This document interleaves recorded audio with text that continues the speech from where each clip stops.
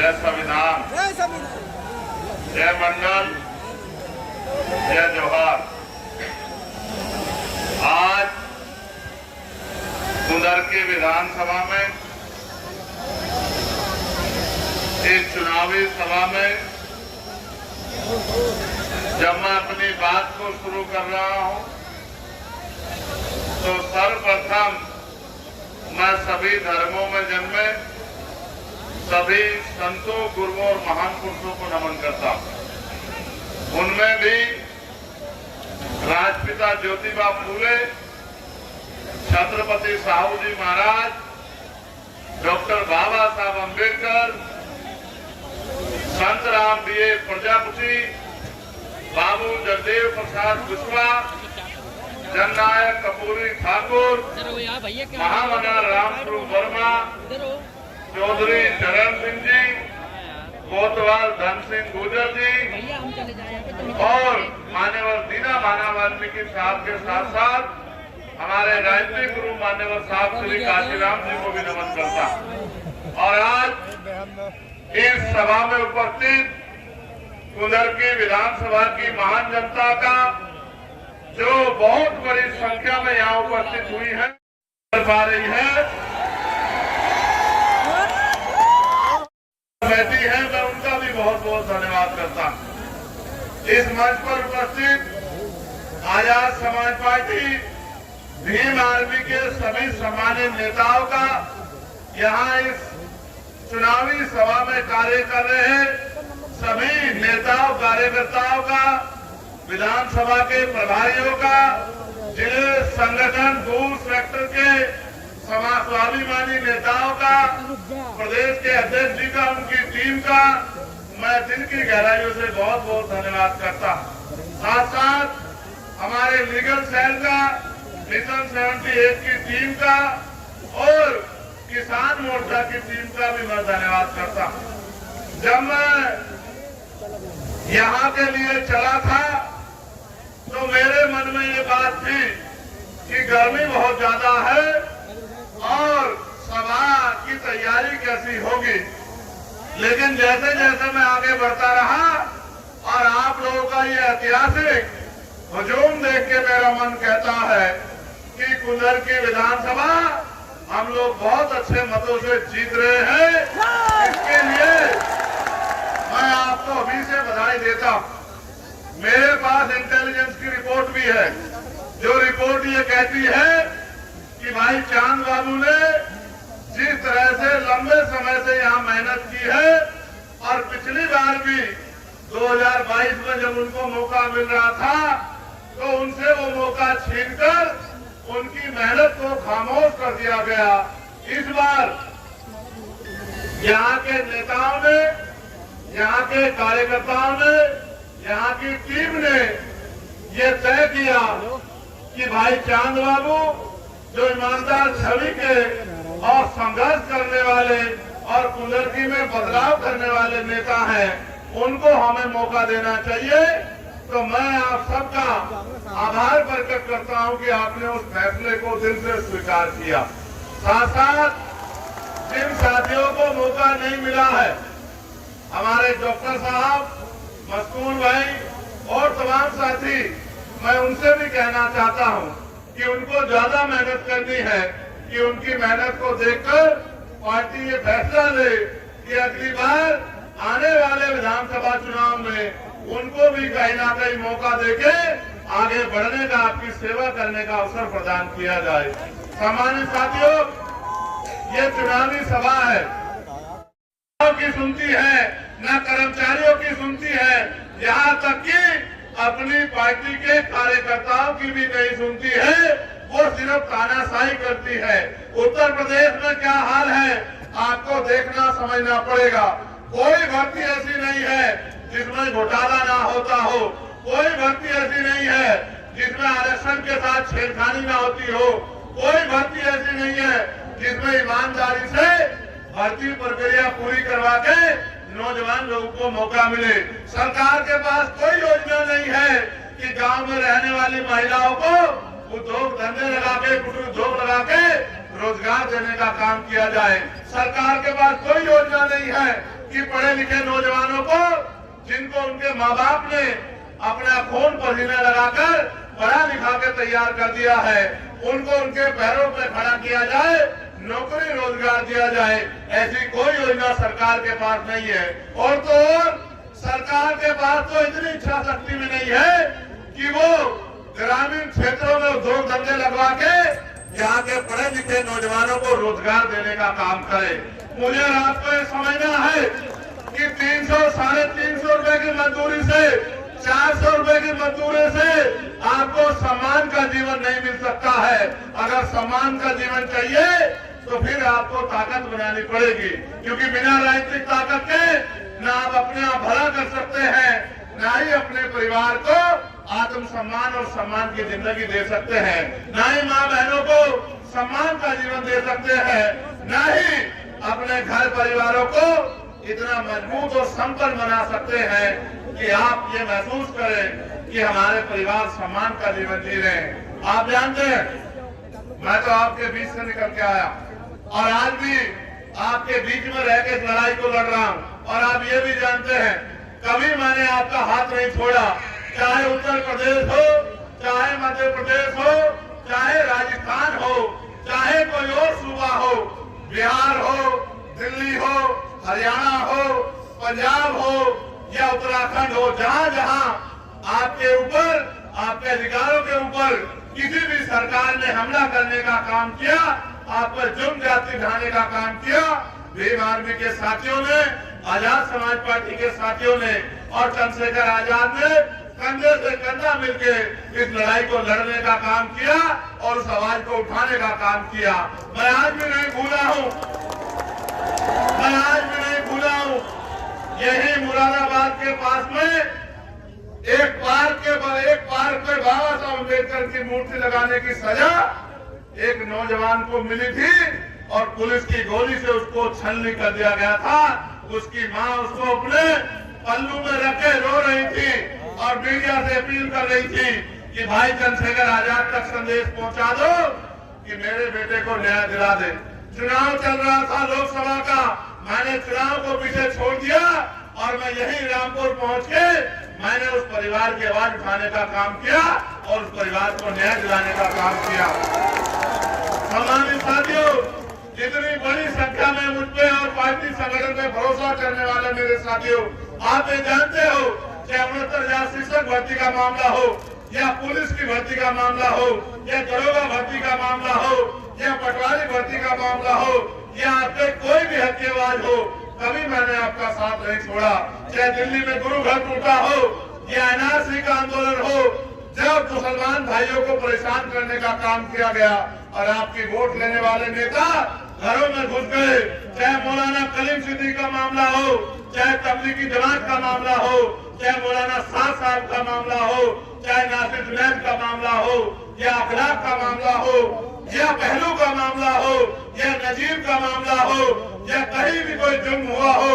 और अभी कुछ दिन पहले उत्तराखंड में चाहे वसीम की हत्या हो, जिस तरह का जुर्म बहराइच में हो रहा है, जिस तरह का जुर्म बुढ़ाना में हो रहा है, ये नेता जिनको आपने 37 एमपी जिनके बना दिए, वो चद्दर तान के एसी में पड़ के सो रहे हैं और चंद्रशेखर आजाद सड़कों पे आपकी लड़ाई लड़ रहा है। और कभी कोई शिकायत नहीं, कभी कोई शिकायत आपने नहीं की है। और इच्छा ये है, सिर्फ इच्छा ये है कि जिस तरह देश के अमीरों को सुख सुविधा का जीवन मिल रहा है, का जीवन मिलना चाहिए। इच्छा सिर्फ इतनी है कि जिस तरह से अमीर अपने बच्चे को प्राइवेट स्कूल में अच्छी शिक्षा दिला पा रहा है, गरीब के बच्चे को भी अच्छी शिक्षा मिलनी चाहिए और गरीब के बच्चों को भी रोजगार की व्यवस्था होनी चाहिए। इच्छा यह है, ज्यादा इच्छा नहीं है। गरीब को भी उतना अच्छा इलाज सरकारी हॉस्पिटल में बहुत कम पैसे में मिलना चाहिए। बहुत बड़ी इच्छा नहीं है। इच्छा यह है कि सदियों से जुर्म सहते आए इन गरीबों के हाथ में भी सुख सुविधा और सम्मान का जीवन आना चाहिए। बहुत बड़ी इच्छाएं नहीं है।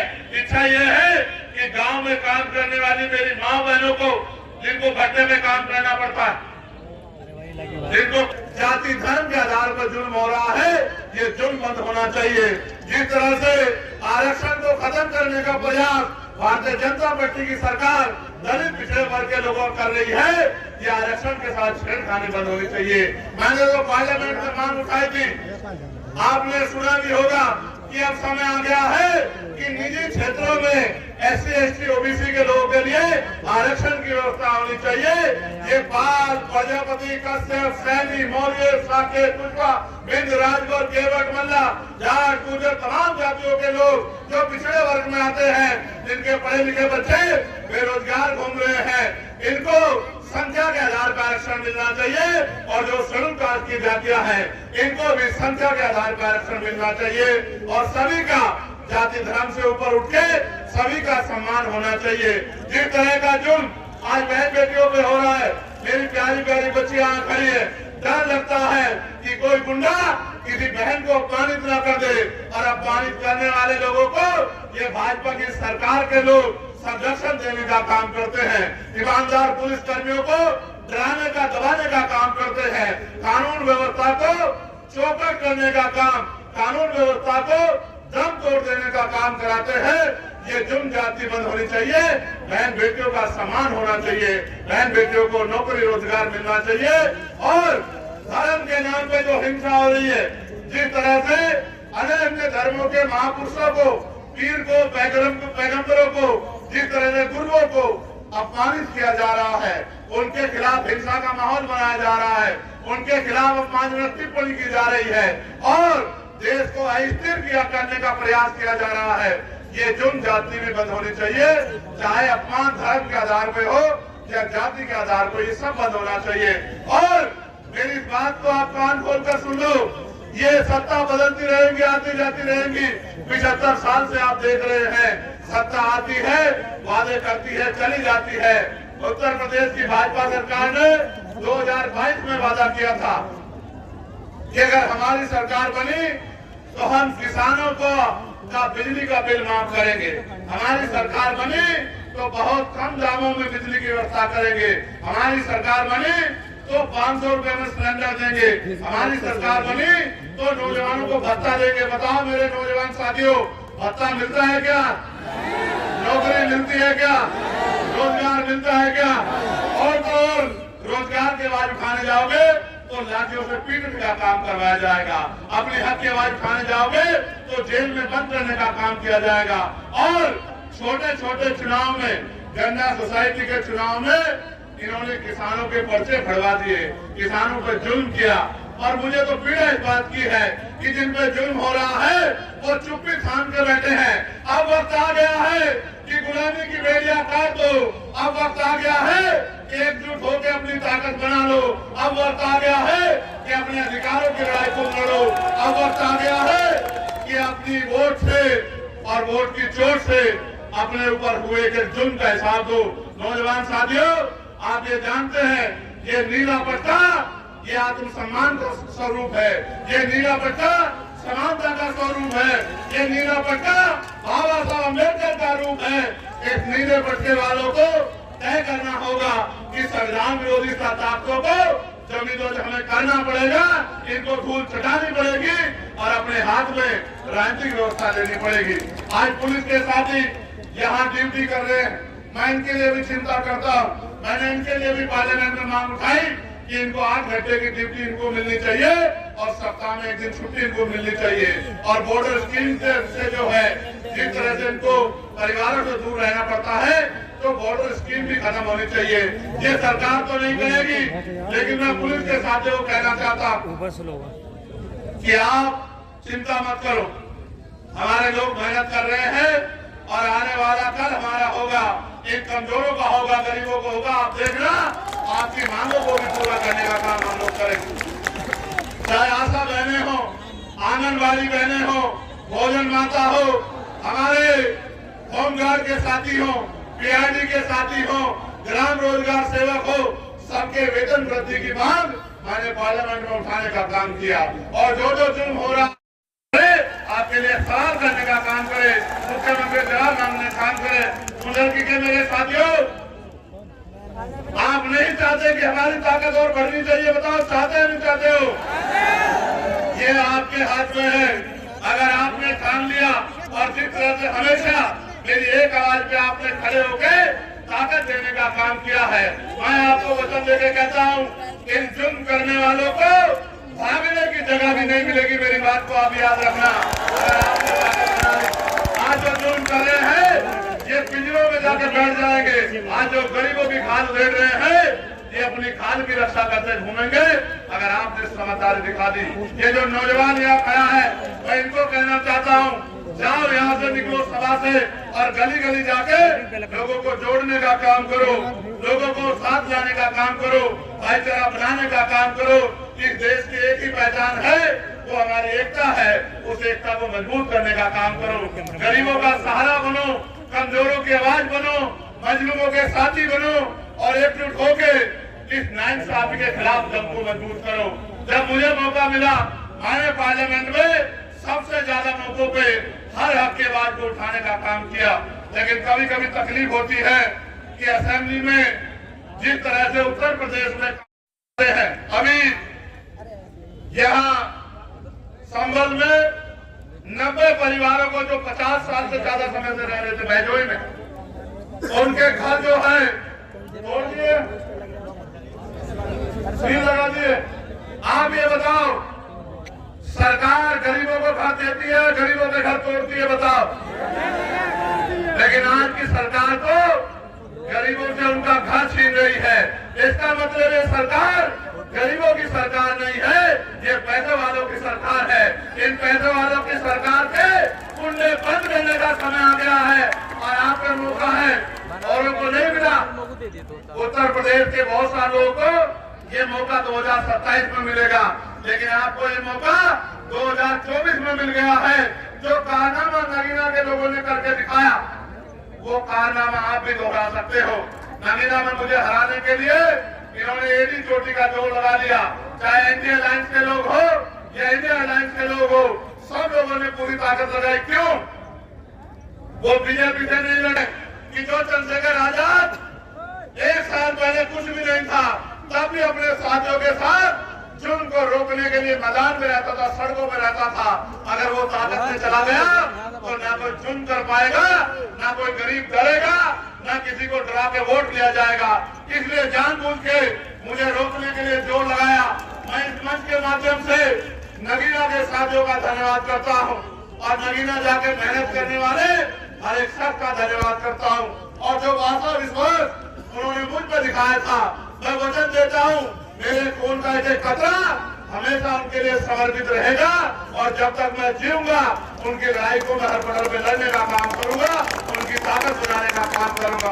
मैं आपको भी कहता हूँ, यहाँ बड़े बड़े नेता आएंगे, बड़े बड़े कुर्ते वाले आएंगे, बहुत बड़े बड़े नाम वाले आएंगे और वो सब आपको ये कहेंगे कि भाई ऐसा मत करो, वैसा मत करो।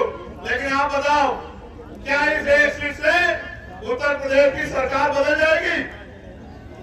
क्या इस एक सीट से उत्तर प्रदेश की सरकार बन जाएगी? ना बन सकती, ना गिर सकती। लेकिन एक काम जरूर होगा, जो लोग आपको अपना गुलाम समझते हैं उनको ये सबक जरूर लग जाएगा कि अगर इनसे वोट लोगे और इनका काम नहीं करोगे तो ये अपना फैसला भी बदल सकते हैं, ये किसी और को भी ताकत दे सकते हैं। मैं तो आपसे कह रहा हूं, आपको वोट डालनी है, मेरी 2 बातों पे गौर कर लो। पहली ये कि ये मत सोचो कि चांद बाबू लड़ रहा है, ये सोचो कि हम खुद चुनाव लड़ रहे हैं।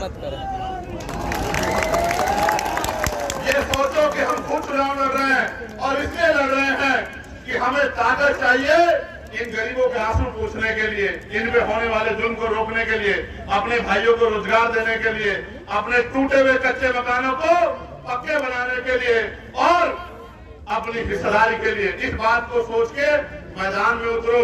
हम बाबा साहब के सिपाही हैं। बाबा साहब ने कहा था कि ये वोट हमारा हथियार है और हथियार का प्रयोग समझदारी से करना चाहिए। अगर हथियार का प्रयोग समझदारी से नहीं किया तो आपको नुकसान होता है। 2 धारी तलवार है। अगर आपने जिम्मेदारी से, समझदारी से मेहनत करके वोट दी तो आज चांद बाबू जीतेंगे और आपकी ताकत बनेगी। और गलती से आपने किसी और को वोट दी तो वो